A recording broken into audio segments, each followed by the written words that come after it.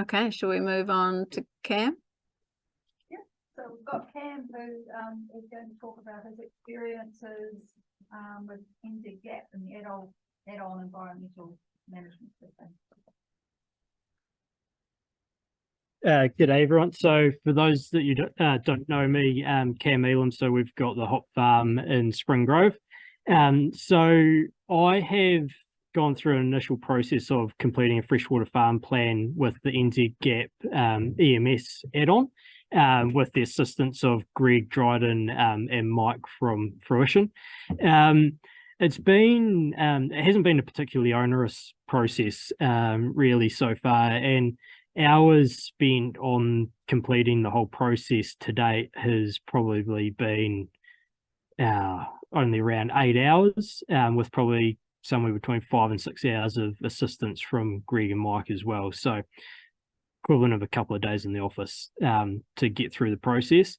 And for the most part, for the mapping side of things, so the mapping does form a significant portion of the basis of the farm plan. And the process that I went through for that is with the NZGAP EMS add-on. Horde NZ is able to basically provide you with all those layers. I send a Google Maps outline of your property to Horde NZ, and they fire back with about, I think, 6 or 7 different layers, which is basically the guts of what you need. And then you can make edits to those maps to include direction of water flows, and include some of those critical source areas, and then all your other existing farm maps that you'll probably have for your properties that will already have your sheds and tracks and whatnot is sufficient to meet the rest of the requirements. So the Horde NZ assistance from that mapping side of things was easy. And the rest of it was basically just documenting a lot of the policies and practices that we already have implemented on farms. So it was just going through the process of fairly well collating records and data that we already have, and just putting it into one place on the EMS platform, basically. So yeah, so far it's been pretty straightforward. The only thing we're still waiting for, obviously, is the catchment context side of things to finalize our plan. Anyone have any questions there at the moment?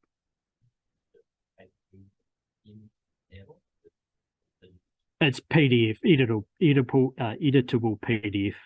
Yeah. So it hasn't been audited yet. Yeah. So we've via Greg, we've submitted it to Horde NZ, but that's as far as it's gone at this stage.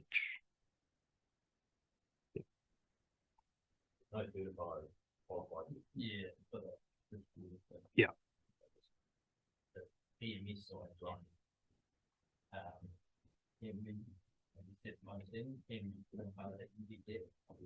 So the I think you'll find that when you do your GAP audit, they might the GAP auditors may review you if you've done an EMS, they may review it, but I don't think they'll be doing an audit on that as such just yet either. Yeah, and they would only be looking at the EMS document itself, not the whole. Yeah. Cam, with what you found on your farm, what were the sort of things that popped up, apart from a bit of paperwork and one thing and other to do? But was there anything major that you had to spend a heap of money to attend to stop happening or mitigate or whatever? Not at this stage, no. And you see anything like that on most of our farms? Oh no, I think for the most part, I think most hop growers it'll be relatively business as usual. We've done some extra nitrogen testing. Is really the one of the main things there that's cost an extra few $100 just because we hadn't done any deep end testing. So just done a little bit of that. So I've done water tests as well. Yep. So deep end soil plus some additional on-farm water tests. The soil test or the water test? The water test, like was there any wow, holy crap, this is. No, I thought our water tests were pretty good. Yeah. Yep. And the deep end soil test showed that we had quite good levels of nitrogen available to the plants. And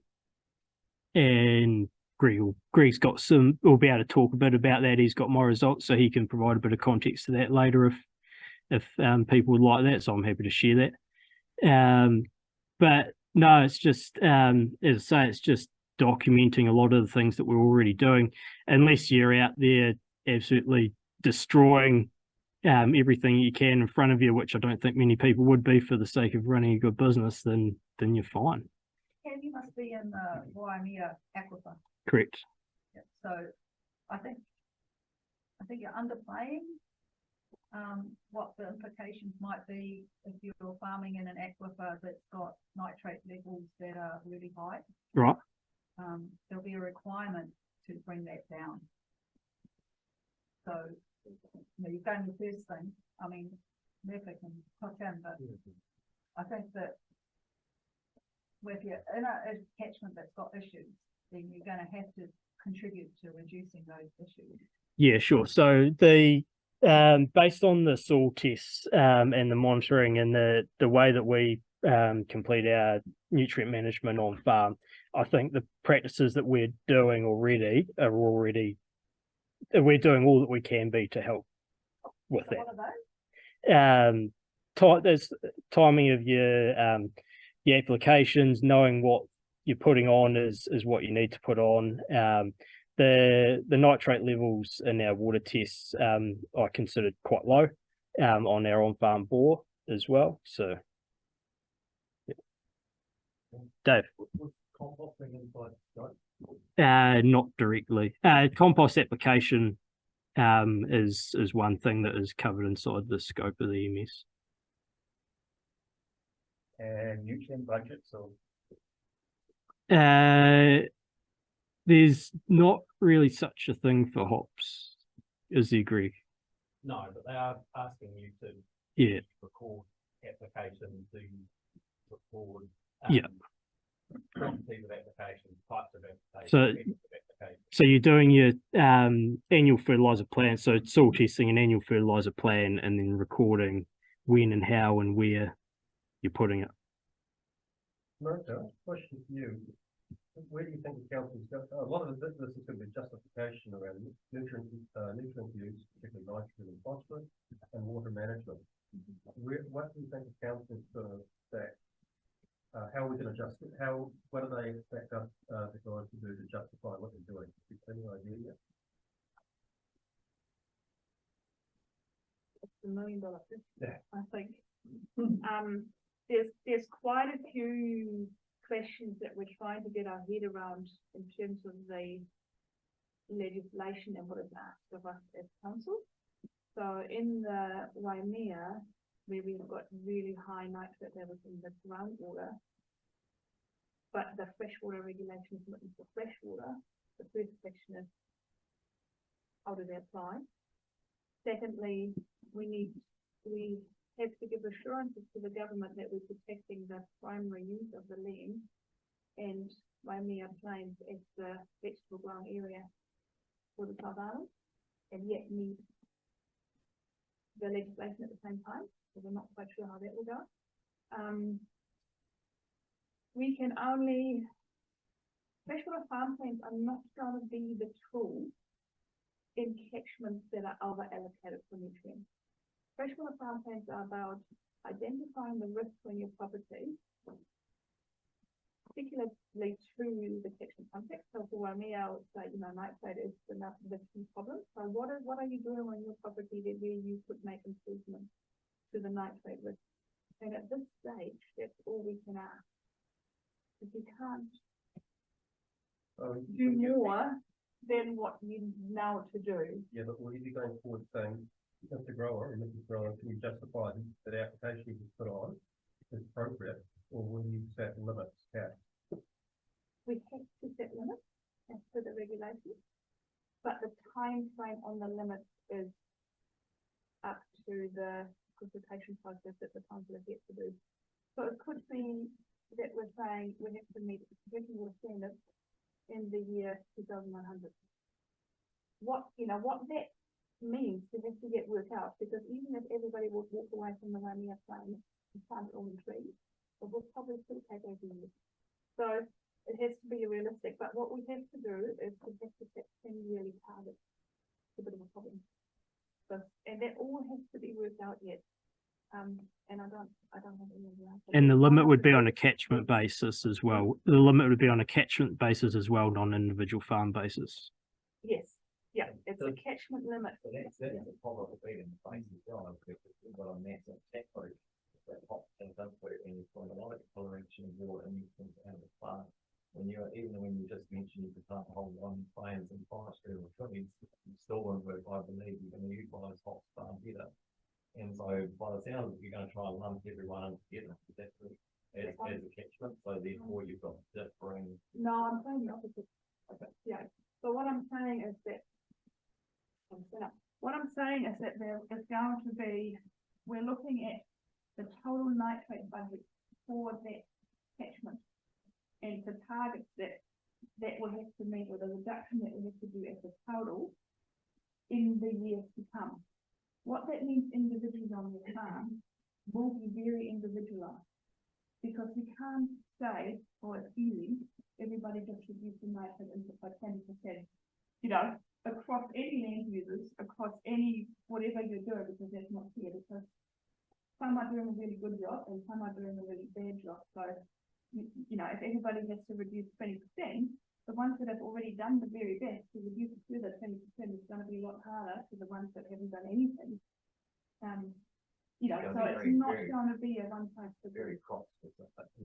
Yeah. Does the nutrient budget seem like a strong anchor point for refining the amount of fertilizer applied? A nutrient budget, like fully understanding the requirements of the crop that you're growing. I think there's a detailed nutrient budget. I don't think we haven't got the science for that for hops yet, do we, Greg? Entirely. So so that information can be built on. So at the moment it's understanding as best you can your starting point with your soil test versus what you're putting on, and whether or not you think you're perhaps putting too much on or not enough. And so a basic soil budget or soil nutrient reconciliation more than anything is probably as far as we can go at the moment until there's some more until we have some more data around to form a genuine nutrient budget. But just touching on the irrigation water management side of things, as part of the EMS, an irrigation management plan is one action item for myself that's come out of our EMS process so far, and so that's something that will, with Greg's assistance, will get fully developed this season, and so that is a key part of that water management side of thing that Mike touched on before. Cam, is there any consideration for the method of fertilizer application, like is it ranking by efficiency the different methods used? In what way? Do you mean fertigation versus solid application? The next talk is going to be by Greg, and he's going to go through all the theories of nitrogen use. And so if Greg can come up, and then after that, then we can ask all the technical questions. So if you want to give Cam a form for stepping up there and talking, that's excellent. Happy to talk to anyone any other time as well.